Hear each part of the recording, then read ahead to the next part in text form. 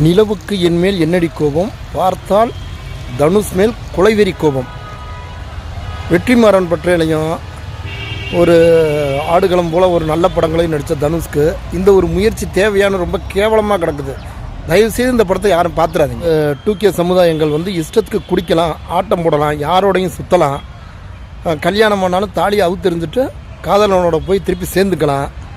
இப்படி ஏகப்பட்ட கலாச்சாரம்.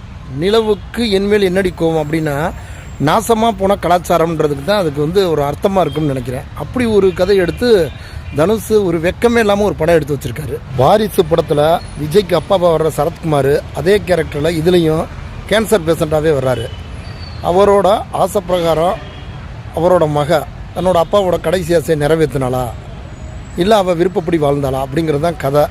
அதை ஒரு கதைன்னு எடுத்துக்கிட்டு தனுஷ் இப்படி ஒரு கேவலமான படத்தை பண்ணி வச்சுருக்காருன்னா ரொம்ப ஒரு பார்க்குறவங்களுக்கு ஒரு கொடுமையான காலகட்டம் தான் சொல்லணும். போன நூற்றாண்டில் கஸ்தூரி ராஜா தான் தன்னோட மகன் செல்வராகவனை வச்சு துள்ளுவதோ இளமைன்னு ஒரு கலாச்சார சீரழிவான படத்தை தனுஷ் மூலமே கொடுத்தாரு. அது அதை விட மோசமாக பல மடங்கு சீரழிவான ஒரு கலாச்சாரத்தை ஒரு சினிமாவாக எடுத்து பார்க்குறவங்கள போட்டு கொலையாக குன்னுட்டாங்க. இதுதான் கதை.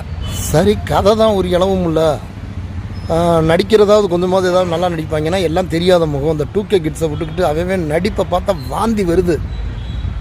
இப்படி ஒரு கேவலமான படத்தை இனிமேல் தமிழ் சினிமாவில் யாருமே எடுக்க முடியாதுங்கிற ஒரு நிலைமைக்கு ஒரு புகழ் சேர்த்துட்டாரு நடிகர் தனுஷ்.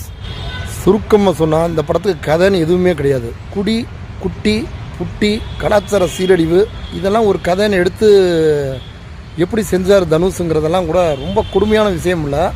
ஆனால் இந்த படத்துக்கு வந்து 2வது பார்ட் வரும்னு ஒரு கடைசியில் லீடு கொடுத்தாருப்பார்.